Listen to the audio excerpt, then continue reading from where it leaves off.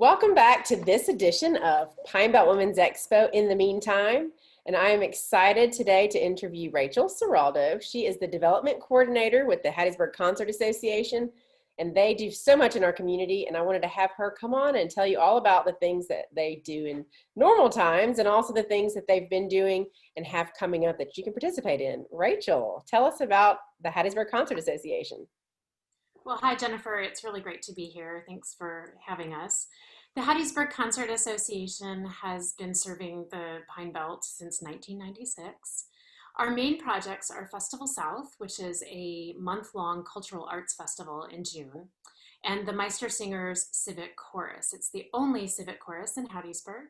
And so most people know those two major projects. They don't necessarily know the umbrella organization, but they know those. Our mission is to entertain and educate and inspire. And so our projects do that through the arts. We have grown a lot in the past few years. We offer educational programming, which you know so well, called Artie Events for Families. We offer events for teens called Festival Z. We offer classical music events. We offer Broadway. We offer visual art. We try to do something for everybody and for every age group. That's great. I've loved being involved with Festival South over the years with all the youth programming. It's been really fun. And the kids just love it. And the parents do too. Yeah, yeah. I mean, we forget the value of the arts. It's not just because it's entertaining. It also helps young minds grow, and it invests in our community, and it helps with tourism. I mean, the arts infiltrate everything. It really does. And this whole pandemic has kind of shown that when you pull all of that out, when it's not there, everybody suffers. Absolutely. And it's really a chain reaction. I mean, the arts don't exist in a bubble, right? When you go to a concert, you might also go out to eat. You may go out before and afterward. You might buy some new clothes for that event. So you're supporting, multiple kinds of businesses, and investing in your community.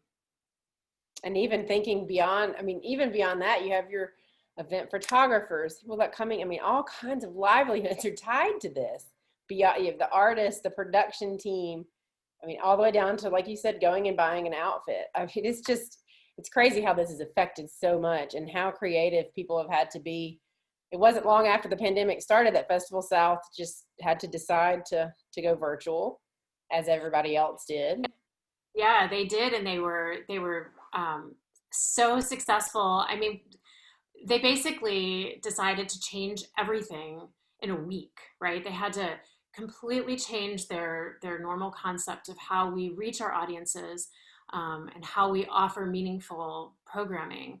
The big thing that we've been saying is that we are changing how we do things, but we're not changing why. The arts still exist. They're still necessary. We just have to do it in a different way. And who better to do it than the creative sector of our community? That's right. I'm loving how everybody's kind of doing some new things. I love the tie-in when you see events and food tying in somehow, whether this is a themed food you can go get for your event. Just so much neat things, and music and things you've done, even something at the museum. There's some really neat stuff that's taking place in the arts. Everybody's getting very creative. And I think some of this stuff will stay. I know I've been able to attend arts events that I never would normally get to go to because they're out of town. I know with Festival South that some of the interviews were really, really neat that we wouldn't get to see. I wouldn't normally just get a conversation with some of those folks. So that was Right? really cool. We got to talk with Linda Etter again, Yeah. and Patty. These In are her home. That's what? So that's yeah. So Yeah. tell us what you're doing now. What do you have coming up as far as fundraisers and events, and how you're trying to move forward, even though we're still very much in this pandemic? Well, so back in the spring, while the Festival South team was moving everything virtual, we realized if we didn't plan and move fast, that we could pay for it kind of down the line. So we created a fundraising campaign for to help our organization survive and the artists that participate in our organization. So we started the COVID-19 Cultural Arts Emergency Relief Fund. And we had lots of fun, interactive ways to be involved in that. You can just make a general donation if you want, but we also did a couple different projects, including the singing chorangrams, which is Great. a little singing telegram that you paid for a live performance over a phone call to anyone in the country.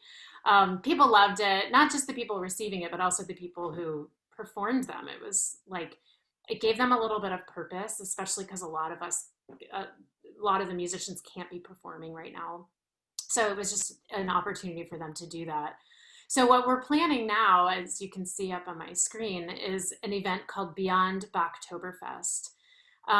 So we're taking what we do best, which is our classical music chamber concerts, and we're pairing it with a specially designed menu from the Colludium Brewing Company kitchen. So this is taking what we know and kind of going outside the box. This is a dinner time concert. It's on October 27th at 6:30 p.m. So you purchase a virtual ticket and you can watch the concert from the comfort of your own home. And we have worked closely with Colludium to create a menu that is specially inspired by Bach and by the Baroque time period. And it's really, really cool. And so you order the food separately. It's available for pickup. Bring it home.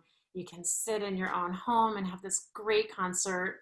We're featuring the artists behind the programming. So all of the coordinators, our dance coordinator, classical music coordinator, our Meister singers, even myself will be performing in that event. We're hoping that people get to know the artists behind the programming.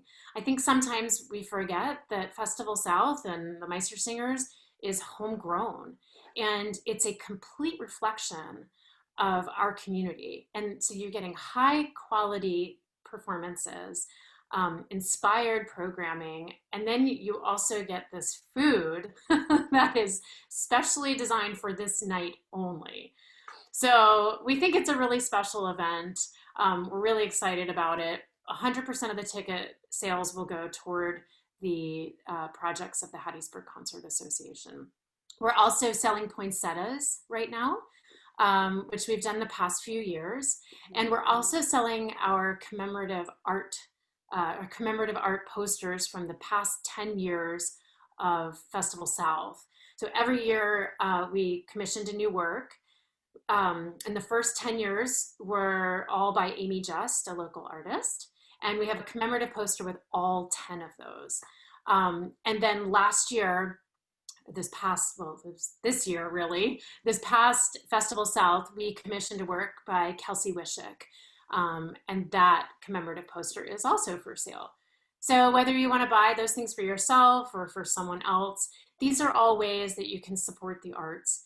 Not only do you get something from it, but you also support the artists, the tech people, and the whole administration that is working so hard to keep the arts alive.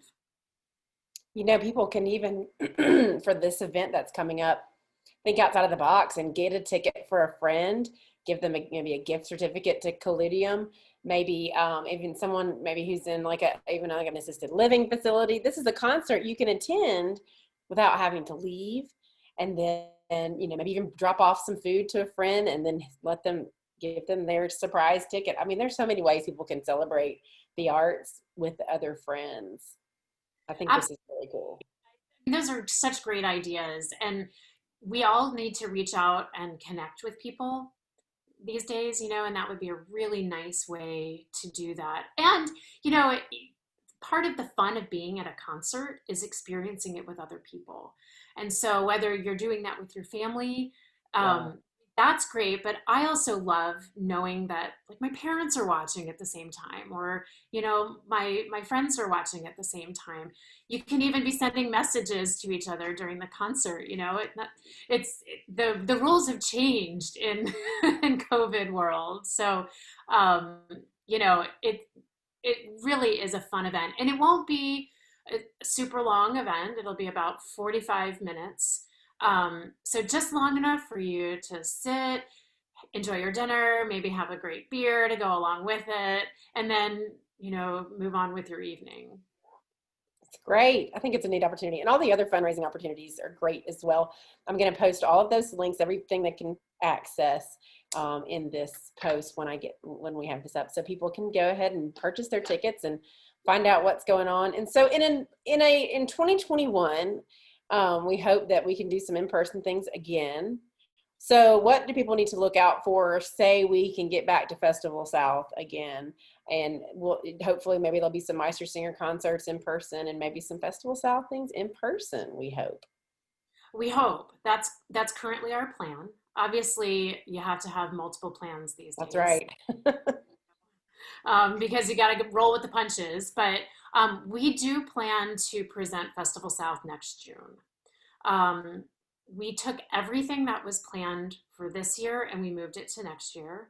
So the main one being Kinky Boots. Mhm. Kinky Boots had to totally move. Um, that'll be our big opener. We also have a Motown event.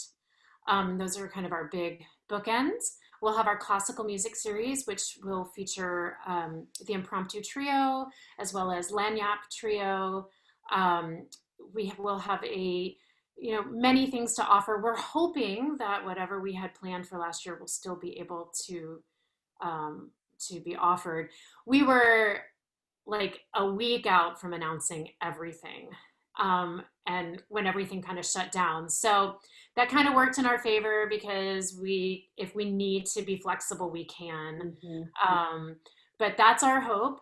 Before that, we're still planning for virtual events. We're hoping to do a wine and cheese tasting, a virtual wine Oh, and cheese. fun. That's wonderful.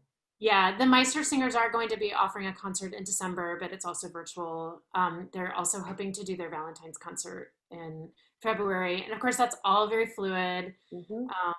just because we don't want to commit to anything that we can't deliver, as I'm sure most people feel the same way.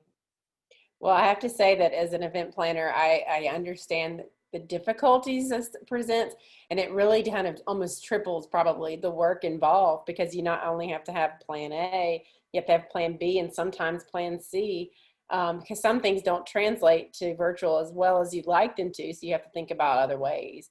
So it's definitely not easy, but the creativity I see is just amazing. And I'm going to post all of the social links so everybody can stay tuned to everything that's going on, and watch all of these things as they happen. People can get tickets. Yeah, I mean, I would say if you're not sure if you like classical music or if you want to try it out, this is a great concert to do that because Mhm. it's going to be fun and light. None of the pieces are very long. There's a lot of variety. There's going to be a flute, harpsichord, and voice trio. There's even going to be a flute and dance duo. There's going to be a Wow, choral performance. It's going to be really very unique and just kind of a special experience. that's great. Well, thank you for talking to me today. I'll post all the links. Everybody can go and follow and get your tickets to the Oktoberfest event.